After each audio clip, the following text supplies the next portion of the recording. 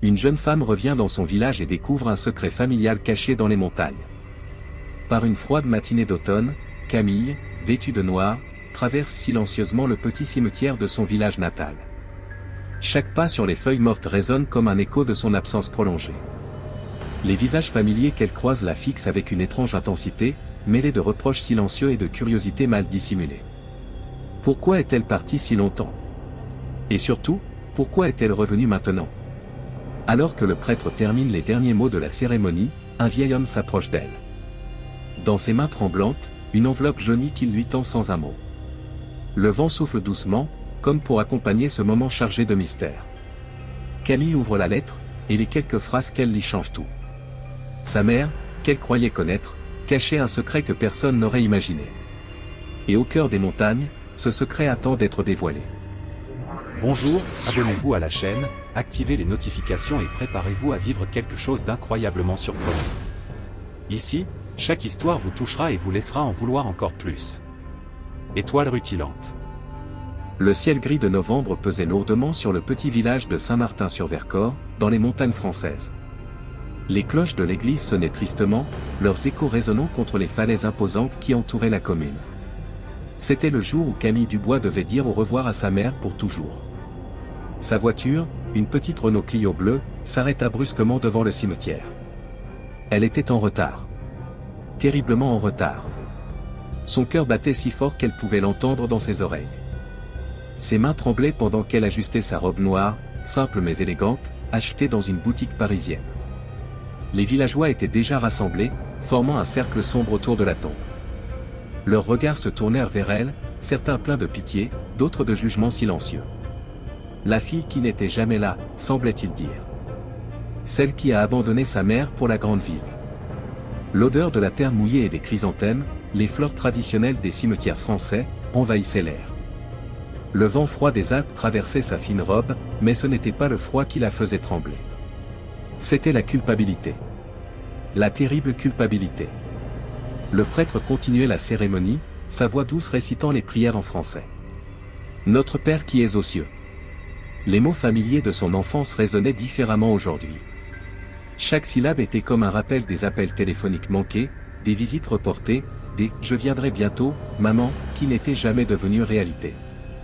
Les gouttes de pluie commençaient à tomber, doucement d'abord, puis plus intensément, comme si le ciel lui-même pleurait. Camille remarqua que personne n'ouvrait son parapluie. Les villageois restaient là, stoïques, permettant à la pluie de se mêler à leurs larmes. Marguerite Dubois était une femme extraordinaire, continua le prêtre. Une vraie fille de notre village, qui a toujours gardé ses secrets. Secret. Ce mot résonna étrangement aux oreilles de Camille. Quel secret sa mère pouvait-elle avoir dans ce petit village où tout le monde se connaissait? La cérémonie touchait à sa fin quand un vieil homme s'approcha d'elle. Son visage était familier, mais elle ne pouvait pas se rappeler son nom.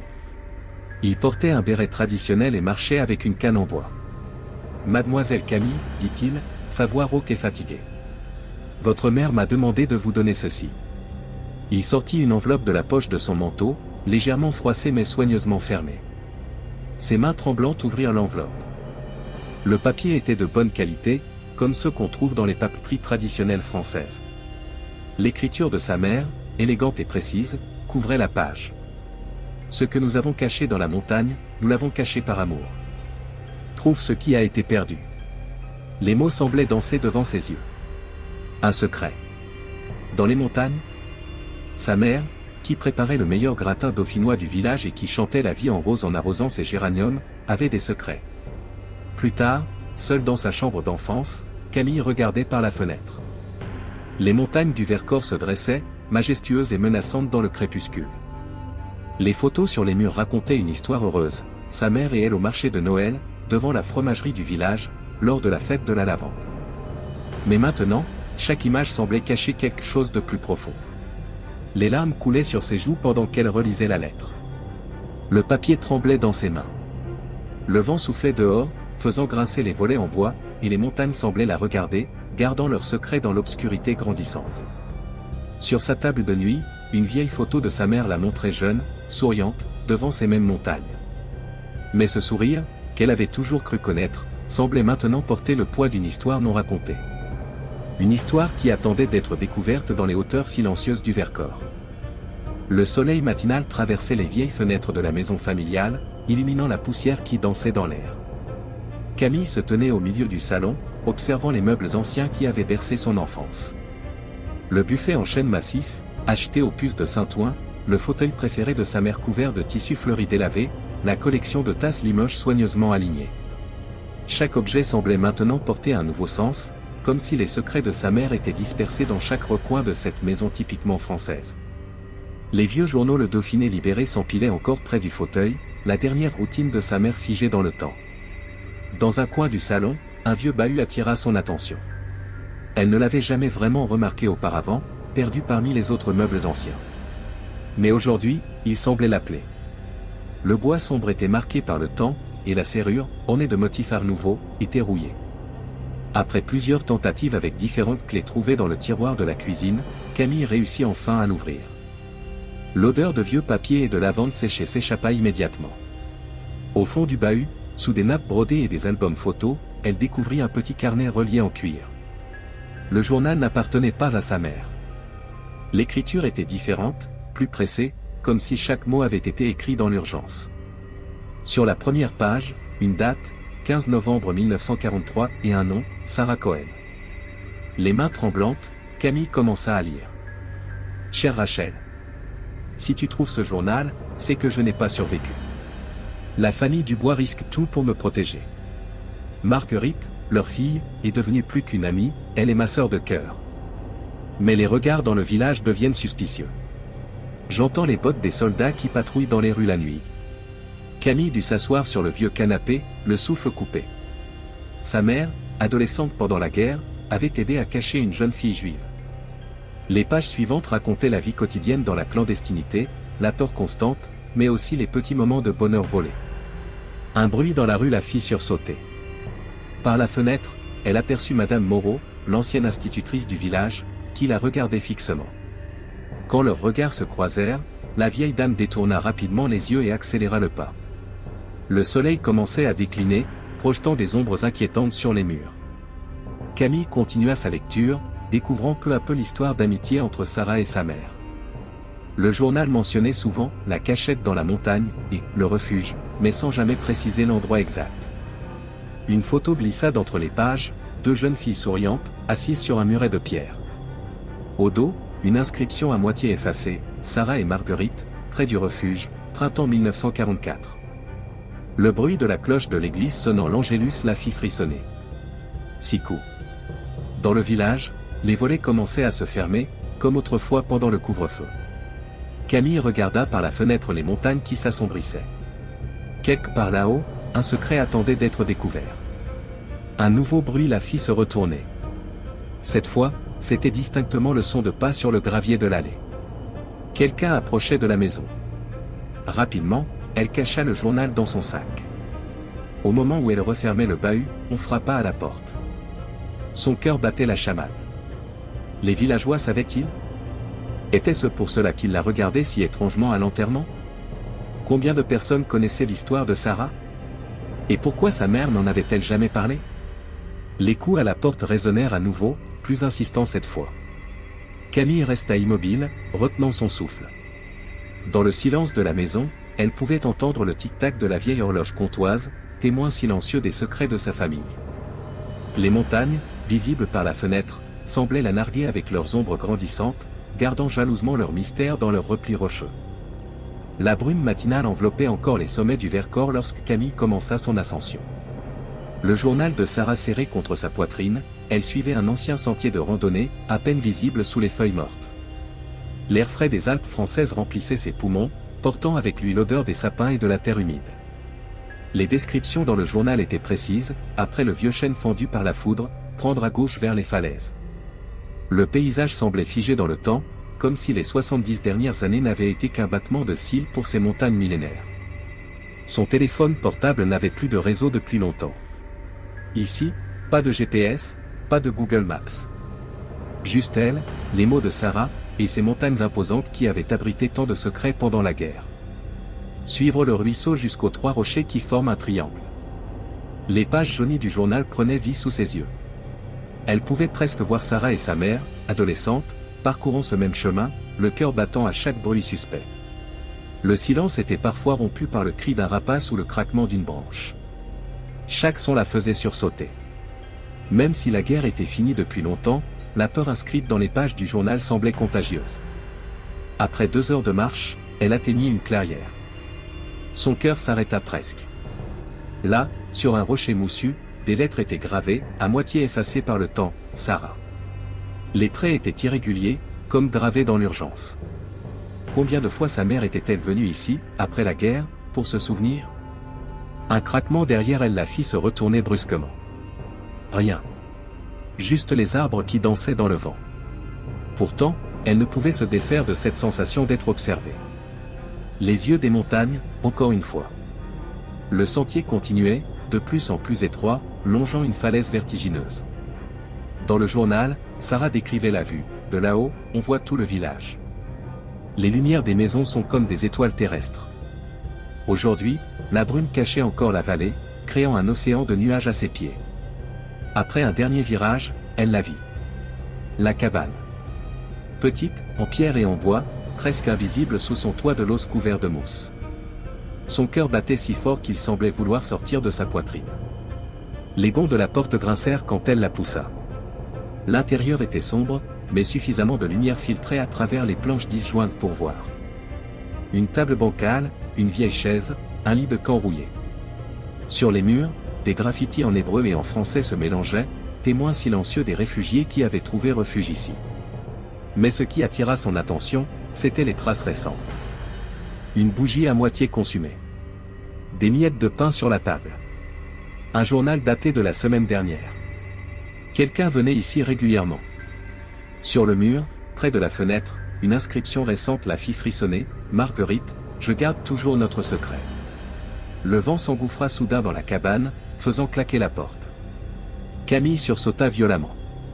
Quand elle se retourna vers l'entrée, elle crut apercevoir une silhouette qui s'éloignait rapidement entre les arbres. Le soleil commençait à décliner, teintant les nuages de rose et d'orange. Il fallait redescendre avant la nuit. Mais une chose était sûre, quelqu'un d'autre connaissait l'histoire de Sarah et de sa mère. Quelqu'un qui continuait à monter ici, entretenait la mémoire de ce lieu, et peut-être, gardait encore d'autres secrets. Dans sa descente précipitée, les mots du journal résonnaient dans sa tête. Ce que nous cachons ici n'est pas qu'un secret, c'est une promesse. Une promesse qui, visiblement, continuait à vivre dans ces montagnes, bien après que ceux qui l'avaient faite soient partis. La place du village était calme ce matin-là, comme figée dans le temps avec son petit café-tabac, chez Marcel, et sa boulangerie centenaire.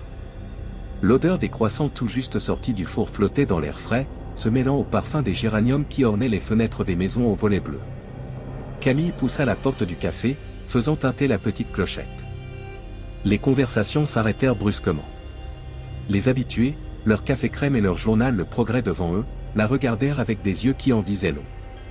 Marcel, derrière son comptoir en zinc patiné, essuyait interminablement le même verre. « Un café, s'il vous plaît » demanda-t-elle, sa voix résonnant trop fort dans le silence pesant. « Bien sûr, mademoiselle Dubois » répondit Marcel, en appuyant étrangement sur son nom de famille. Il déposa la tasse devant elle, évitant soigneusement son regard. À la table voisine, 2 vieilles dames chuchotaient derrière leurs mains ridées, jetant des regards furtifs dans sa direction. Comme sa mère. Entendit-elle. Les secrets. Mieux vaut laisser le passé où il est.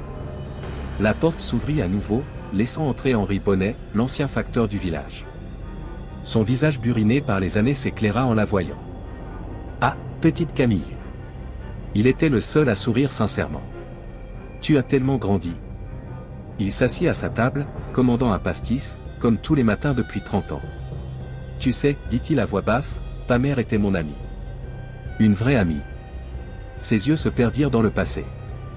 Après la guerre, les gens, ils ne comprenaient pas. Ils ne pouvaient pas comprendre. Le cœur de Camille battit plus fort. Que s'est-il passé, Henri? Pourquoi tout le monde évite d'en parler? Le vieil homme but une gorgée, regardant par la fenêtre les montagnes qui dominaient le village. Certains ont dit que ta famille collaborait avec les Allemands. D'autres? Il secoua la tête. Les rumeurs vont vite dans un petit village. Ta mère gardait la tête haute, malgré tout. Elle disait toujours que la vérité était plus importante que sa réputation. Une larme roula sur la joue de Camille. Sa mère, cette femme qu'elle croyait connaître, avait vécu toute sa vie entre l'amour et la haine, protégeant un secret qu'il avait isolé de ses voisins. Elle a sauvé des vies, murmura Henri. Mais le prix.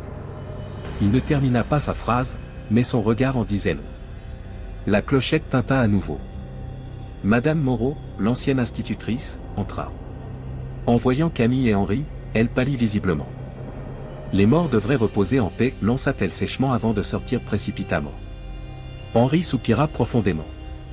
Ta mère disait toujours que certains secrets sont comme des graines, ils ont besoin de temps pour germer. Peut-être que maintenant. Camille regarda sa tasse de café refroidie, déchirée. Devait-elle continuer à creuser dans ce passé douloureux? Ou respecter le silence que sa mère avait choisi de maintenir toute sa vie? À travers la vitre du café, les montagnes semblaient la narguer, gardant jalousement leurs secrets. Le vent faisait danser les géraniums aux fenêtres, comme un rappel constant que même les plus belles façades peuvent cacher les histoires les plus sombres. Sur le mur du café, une vieille photo en noir et blanc montrait le village pendant la guerre. Camille crut reconnaître une jeune fille au regard déterminé, presque défiant l'objectif. Sa mère, si jeune, si courageuse, portant déjà le poids d'un secret qui la suivrait toute sa vie. En sortant du café, elle sentit tous les regards la suivre. Le village entier semblait retenir son souffle, attendant de voir si la fille de Marguerite Dubois allait réveiller les fantômes du passé ou les laisser dormir dans leur tombeau de silence. Le soleil se levait à peine sur les montagnes du Vercors quand Camille reprit le chemin de la cabane. Cette fois, elle était déterminée, une pelle à la main et le journal de Sarah dans son sac à dos. Les mots d'Henri résonnaient encore dans sa tête tandis qu'elle grimpait le sentier escarpé. La rosée du matin mouillait ses chaussures de randonnée, et la fraîcheur de l'aube la faisait frissonner sous son pull en laine. Le village s'éveillait doucement en contrebas, les premières fumées s'échappant des cheminées comme des fantômes matinaux. Arrivée à la cabane, elle remarqua immédiatement que quelque chose avait changé. La porte était entr'ouverte, alors qu'elle était sûre de l'avoir fermée la dernière fois. Son cœur s'accéléra. À l'intérieur, tout semblait identique, mais une odeur de café frais flottait encore dans l'air. En examinant le sol en terre battue, elle remarqua une irrégularité près du lit de camp. Une dalle de pierre semblait légèrement différente des autres. Avec des mains tremblantes, elle commença à creuser autour. Après une heure d'effort, ses doigts heurtèrent quelque chose de métallique. Un coffre, pas plus grand qu'une boîte à chaussures, fermé par des chaînes rouillées. Son cœur battait si fort qu'elle pouvait l'entendre dans le silence de la montagne. Le cadenas céda facilement, rongé par les années. À l'intérieur, des lettres jaunies par le temps, des photos en noir et blanc, et un petit carnet relié en cuir rouge. Les mains tremblantes, elle ouvrit la première lettre. Ma chère Marguerite. Si tu lis ceci, c'est que je n'ai pas pu tenir ma promesse de revenir. Jean-Pierre était un homme bon, un résistant courageux. Ce n'est pas ta faute. Tu as fait ce qu'il fallait pour me sauver. Le choix que tu as fait cette nuit-là. Camille dut s'asseoir, le souffle coupé. Les lettres racontaient une histoire d'amour tragique entre sa mère et un jeune résistant, Jean-Pierre Mercier. Pour sauver Sarah d'une rafle imminente, sa mère avait dû faire un choix impossible, donner des informations qui avaient conduit à l'arrestation de son amour. Les photos montraient sa mère, jeune et rayonnante, aux côtés d'un beau jeune homme en uniforme de la résistance. Sur une autre, elle souriait avec Sarah devant la cabane. Ses visages insouciants ignoraient encore le drame qui allait se jouer. Des larmes coulaient sur ses joues tandis qu'elle découvrait la vérité. Sa mère, cette femme qu'elle croyait connaître, avait porté ce fardeau toute sa vie. Elle avait sacrifié son amour pour sauver son ami, vivant ensuite avec la culpabilité et les regards accusateurs des villageois qui ne connaissaient qu'une partie de l'histoire. Un bruit de pas la fit sursauter. Dans l'encadrement de la porte se tenait une vieille dame qu'elle n'avait jamais vue. « Je me doutais que tu finirais par trouver, dit-elle doucement en français. Je suis Sarah. » Le choc fut tel que Camille laissa tomber les lettres. Sarah était vivante? Son regard se posa sur la dernière photo qu'elle tenait, celle de sa mère souriante, puis revint sur cette femme âgée qui se tenait devant elle. Les années avaient marqué son visage, mais ses yeux gardaient la même intensité que sur les photos en noir et blanc. Le vent s'engouffra dans la cabane, faisant voler quelques lettres. Dehors, les montagnes semblaient moins menaçantes maintenant, comme si elles avaient enfin décidé de libérer leurs secrets. Dans la vallée, les cloches de l'église sonnaient midi, leur son portant jusqu'à elle l'écho d'un passé qui refusait de mourir. Les murs blancs de la maison de retraite, les lavandes, contrastaient avec le ciel gris qui menaçait de pluie. Située à la périphérie de Grenoble, la résidence ressemblait à toutes ces institutions modernes qui tentaient de cacher leurs fonctions derrière des couleurs pastel et des jardinières fleuries. L'odeur de désinfectant se mêlait à celle des croissants du petit déjeuner, créant cette ambiance si particulière des établissements médicalisés français. Le cœur de Camille battait la chamade alors qu'elle suivait l'infirmière dans le couloir du 2e étage. Chaque pas la rapprochait d'une vérité qu'elle n'était pas sûre d'être prête à entendre. Les portes défilaient, chacune portant un nom et une petite décoration personnalisée, un dessin d'enfant, une photo de famille, un bouquet de lavande séchée. « C'est ici », annonça l'infirmière en s'arrêtant devant la chambre 214. « Madame Cohen vous attend. » Sarah habitait là depuis 5 ans. Sa chambre donnait sur les montagnes qu'elle avait tant aimées. Les murs étaient couverts de photos en noir et blanc, témoins silencieux d'une vie marquée par l'histoire. Un petit bouquet de violettes fraîches ornait la table de chevet, leur parfum délicat rappelant les sous-bois du Vercors. « Je savais que tu viendrais », dit une voix douce depuis le fauteuil près de la fenêtre. Sarah se tourna lentement vers elle, et Camille retint son souffle. Malgré les années, ses yeux avaient gardé cette étincelle de vie qu'elle avait vue sur les photos de jeunesse. « Tu ressembles tellement à ta mère », ajouta-t-elle avec émotion. Camille s'approcha doucement, comme si elle craignait que cette rencontre ne soit qu'un rêve qui pourrait se dissiper à tout moment. Les mains de Sarah, ridées mais élégantes, caressaient doucement un vieux châle en laine, visiblement tricoté main. « Ce châle, dit Sarah en suivant son regard, ta mère me l'a tricoté pendant les longues nuits d'hiver dans la cabane. Elle disait que tant qu'elle tricotait, elle pouvait prétendre que tout était normal, que la guerre n'existait pas. » L'émotion serra la gorge de Camille. Elle s'assit sur la chaise que Sarah lui indiquait, tout près du fauteuil. Sur la table basse, un album photo était ouvert, montrant des images jaunies par le temps mais précieusement conservées. « Ta mère venait me voir chaque semaine », continua Sarah, sa voix tremblante d'émotion. Même quand la maladie a commencé à la ronger, elle montait jusqu'à la cabane pour entretenir notre mémoire. Dans les moments les plus sombres, quand les nazis patrouillaient dans le village, elle gardait toujours le sourire. Elle disait que l'espoir était notre seule arme. Sarah se leva lentement et alla chercher une boîte en fer décorée dans son armoire. L'objet semblait aussi ancien que leurs souvenirs. Chaque fois qu'elle venait, elle apportait des madeleines de la boulangerie du pont. L'odeur lui rappelait son enfance, disait-elle, avant que tout ne bascule. Les yeux de Sarah se perdirent un instant dans le paysage montagneux. Le jour où elle a dû faire ce choix impossible. Sa voix se brisa. Jean-Pierre était l'amour de sa vie.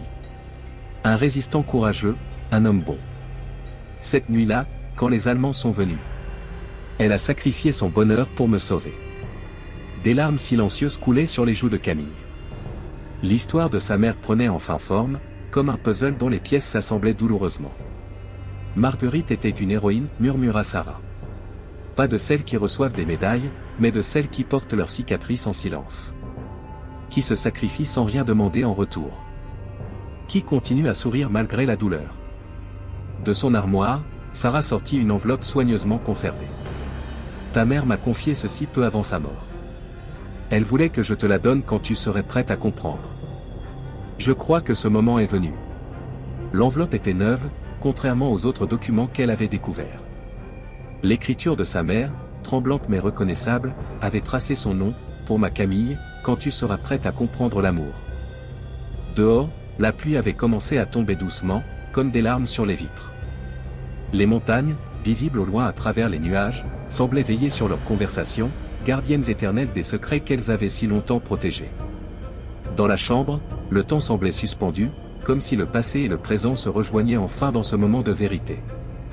Les mains tremblantes de Camille tenaient l'enveloppe comme si elle était faite de cristal. Le papier, d'une qualité remarquable, venait probablement de la petite papeterie du centre-ville de Grenoble où sa mère aimait tant aller. Une boutique centenaire avec ses étagères en bois sombre et son odeur caractéristique d'encre et de papier neuf. Le parfum subtil de lavande, signature de Marguerite, émanait encore de l'enveloppe, rappelant les champs violets qui coloraient les vallées du Vercors chaque été. Dans le silence feutré de la chambre de la maison de retraite, les lavandes, seul le tic-tac régulier de l'horloge en bois et la respiration douce de Sarah accompagnaient ce moment suspendu dans le temps. Les rideaux en dentelle, légèrement jaunis par les années, dansaient doucement dans la brise qui s'infiltrait par la fenêtre entr'ouverte. Dehors, les nuages gris s'amoncelaient au-dessus des montagnes du Vercors, comme pour protéger cet instant d'intimité. Le bruit distant des couverts qui s'entrechoquaient dans la salle à manger de la résidence rappelait que la vie continuait son cours, indifférente au secret qui allait être révélé. Une infirmière passa dans le couloir, ses chaussures couinant légèrement sur le sol en linoléum, puis le silence revint, épais et lourd d'attente. Sarah s'était installée confortablement dans son fauteuil en velours bleu, celui qui avait appartenu à sa propre mère et qu'elle avait tenu à garder près d'elle. Ses mains ridées reposaient sur ses genoux, serrant doucement le châle tricoté par Marguerite tant d'années auparavant. Ses yeux, encore vifs malgré l'âge, ne quittaient pas Camille, comme pour graver dans sa mémoire chaque seconde de ce moment. Ma chère Camille, commençait la lettre, l'écriture de sa mère légèrement tremblante mais toujours élégante, reconnaissable entre mille avec ses boucles soignées et ses points sur les i, parfaitement alignés. Quand tu liras ces mots, je ne serai plus là. Il y a tant de choses que j'aurais voulu te dire, tant de vérités que j'ai gardées enfermées dans mon cœur. Pas par manque de confiance, mon amour, mais par désir de te protéger du poids que j'ai porté toute ma vie. Chaque fois que tu me rendais visite, ces moments rares mais précieux où tu quittais ta vie parisienne pour revenir au village, je voulais tout te raconter. Quand tu me parlais de tes rêves, de tes espoirs, je voyais en toi la même flamme qui brûlait dans les yeux de Sarah à ton âge. Cette soif de vie que mène la guerre n'a pas pu éteindre. Les dimanches après-midi, quand nous prenions le thé dans le jardin, regardant les montagnes qui nous ont tant protégés, je cherchais les mots justes. Mais comment expliquer à sa fille qu'on a choisi de briser son propre cœur pour sauver une vie? Comment parler de l'amour quand il se mêle si intimement à la trahison? Cette nuit-là, en 1944, le village dormait sous un ciel sans étoiles. Les nazis avaient intensifié leur patrouille, et nous savions que quelqu'un avait parlé. Ils cherchaient une jeune fille juive et un résistant. Sarah tremblait dans la cave, et Jean-Pierre, mon Jean-Pierre préparait une nouvelle mission avec ses camarades. J'ai dû faire un choix impossible. L'homme que j'aimais plus que tout, celui qui faisait battre mon cœur depuis notre première rencontre à la fête du village, ou Sarah, cette jeune fille innocente qui ne demandait qu'à vivre. Pour la sauver, j'ai sacrifié l'amour de ma vie. Les villageois n'ont jamais su toute l'histoire. Pour eux, j'étais simplement la traîtresse qui avait dénoncé un héros de la résistance. Jean-Pierre est mort en héros, fusillé à l'aube dans une clairière près de Grenoble. Il n'a jamais révélé les noms de ses camarades, n'a jamais su que c'était moi qui l'avais trahi. Parfois, dans mes cauchemars, je revois son dernier sourire, celui qu'il m'a adressé la veille au soir, promettant de revenir bientôt. Mais je ne regrette rien, ma fille. Car choisir entre deux vies n'est pas un choix, c'est un sacrifice.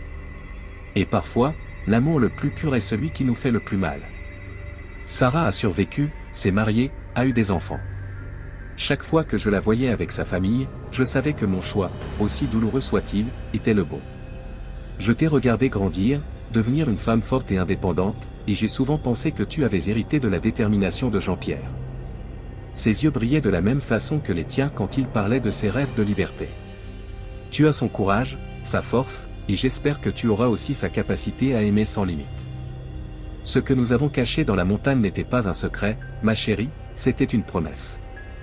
Une promesse que l'amour peut transcender la haine, que la compassion peut vaincre la peur. Les lettres, les photos, les souvenirs que tu as trouvés ne sont pas là pour te faire porter mon fardeau, mais pour te montrer que même dans les moments les plus sombres, nous avons toujours le choix d'être humains. Vis pour aimer, Camille. Aime sans retenue, comme j'ai aimé. Et surtout, n'aie pas peur des sacrifices que l'amour demande parfois. Car c'est dans ces moments-là que nous découvrons qui nous sommes vraiment. Je pars en paix, sachant que tu comprendras un jour. Sarah a été ma rédemption, ma preuve que même dans les heures les plus sombres, nous pouvons choisir la lumière. Je t'aime, ma fille. Plus que tu ne le sauras jamais. Ta maman. Marguerite. Les larmes coulaient librement sur les joues de Camille, tombant doucement sur le papier précieux. Sarah, silencieuse dans son fauteuil, regardait par la fenêtre les montagnes qui s'assombrissaient sous la pluie naissante. Le vent s'était levé, faisant danser les rideaux blancs et portant avec lui l'écho lointain des cloches du village, comme si le passé et le présent se rejoignaient enfin dans cette chambre aux murs blancs. Ta mère, murmura Sarah, sa voix tremblante d'émotion, était la preuve vivante que l'amour véritable ne demande pas toujours d'être heureux. Parfois, il demande simplement d'être brave. Elle a été la plus brave d'entre nous tous. L'orage grondait maintenant au loin, et les premières gouttes de pluie commençaient à frapper les vitres, comme des larmes du ciel se joignant à leur chagrin partagé. Dans le lointain, les montagnes du Vercors disparaissaient peu à peu derrière un rideau de brume, gardant encore leur secret millénaire, témoin silencieux des sacrifices d'un amour plus grand que la vie elle-même. La place du village s'éveillait sous un soleil printanier. Les terrasses des cafés s'animaient doucement, et l'odeur du pain frais s'échappait de la boulangerie du pont, où 3 générations de boulangers avaient pétri leurs baguettes. C'était un matin comme tant d'autres à Saint-Martin-sur-Vercors, mais quelque chose avait changé. La mairie, bâtiment austère en pierre de taille, accueillait aujourd'hui une exposition particulière. Camille, vêtue d'une robe bleue simple mais élégante, disposait les dernières photos sur les panneaux. Le titre, en lettres dorées, annonçait « Les héros silencieux, l'histoire de Marguerite et Sarah ». Les premières personnes commençaient à arriver. Madame Moreau, l'ancienne institutrice, hésita un moment devant la porte, son châle serré autour de ses épaules malgré la douceur du temps. Henri, l'ancien facteur, était déjà là, essuyant discrètement ses yeux devant une photo de Marguerite jeune. Sarah, dans son fauteuil roulant poussé par une aide-soignante, fit une entrée remarquée. Ses yeux brillaient d'émotion tandis qu'elle découvrait les images de sa jeunesse exposées aux yeux de tous. La photo d'elle et Marguerite devant la cabane occupait une place centrale. « Je me souviens de ce jour », dit-elle à voix haute, attirant l'attention des visiteurs. Marguerite avait réussi à trouver un appareil photo. Elle disait que nous devions garder une trace, que l'histoire ne devait pas être oubliée. Le maire, Monsieur Bertrand, s'éclaircit la gorge avant de prendre la parole. « Aujourd'hui, nous rendons hommage à 2 femmes extraordinaires. L'une d'entre elles a vécu parmi nous toute sa vie, portant en silence le poids de ses choix. L'autre a survécu grâce à son courage. » La salle était maintenant pleine. Des visages familiers, certains marqués par la culpabilité, d'autres par la surprise. Marcel, le patron du café, se tenait au fond, son éternel torchon à la main, écoutant attentivement l'histoire qu'il n'avait jamais vraiment connue. Ma mère, commença Camille, sa voix tremblant légèrement, n'était pas une traîtresse comme certains l'ont pensé. Elle était une héroïne qui a fait le choix le plus difficile qu'on puisse imaginer. Pour sauver une vie, elle a sacrifié son propre bonheur. Les documents étalés sur les tables racontaient l'histoire, les lettres, les photos, les pages du journal de Sarah. L'histoire d'une amitié plus forte que la guerre, d'un amour sacrifié pour la survie d'une autre, des choix impossibles faits dans les heures les plus sombres. Une vieille dame s'approcha de Sarah, les larmes aux yeux. « Je me souviens de vous. Vous étiez cette jeune fille qui venait parfois la nuit chercher du lait chez nous. Ma mère ne m'avait jamais dit. » Les conversations s'animaient autour des photos. Des souvenirs longtemps enfouis remontaient à la surface. D'autres villageois se souvenaient maintenant, un panier de pain laissé mystérieusement devant leur porte, des bruits étranges dans la montagne la nuit, le sourire triste de Marguerite quand on parlait de la résistance. À midi, les cloches de l'église sonnèrent, leur écho résonnant contre les montagnes comme un hommage sonore. Camille guida le groupe vers le jardin de la mairie, où un jeune châtaignier venait d'être planté. Cet arbre, expliqua-t-elle, grandira ici en mémoire de tous ceux qui ont choisi l'amour plutôt que la haine, le courage plutôt que la facilité. Il nous rappellera que même dans les moments les plus sombres, nous avons toujours le choix d'être humains. Sarah s'approcha de l'arbre, touchant doucement son écorce. Marguerite aurait aimé ça, murmura-t-elle. Elle disait toujours que l'amour était comme un arbre, il faut du temps pour qu'il grandisse, mais ses racines sont plus profondes que nos peurs. Le soleil était maintenant haut dans le ciel, illuminant le village d'une lumière dorée. Les montagnes du Vercors se dressaient, majestueuses, leur sommet effleurant les nuages. Elles n'étaient plus menaçantes maintenant, mais protectrices, gardiennes d'une histoire d'amour et de courage. Le soir venu, alors que les derniers visiteurs partaient, Camille resta seule dans la salle d'exposition. Les photos de sa mère semblaient lui sourire dans la lumière du crépuscule. Sur une table, le livre d'or était rempli de messages touchants, de demandes de pardon, de promesses de ne jamais oublier. Dans le village, les choses avaient changé. Les regards n'étaient plus les mêmes, les silences n'étaient plus lourds de jugement mais de respect. L'histoire de Marguerite et Sarah était devenue partie intégrante de l'identité du village, un rappel que l'amour peut prendre de nombreuses formes, et que parfois, les plus grands actes d'héroïsme sont ceux qui restent cachés dans l'ombre des montagnes. Merci beaucoup d'avoir regardé. Nous aimerions savoir d'où vous nous suivez. On se retrouve dans la prochaine histoire avec encore plus d'émotions et de moments inoubliables. À bientôt.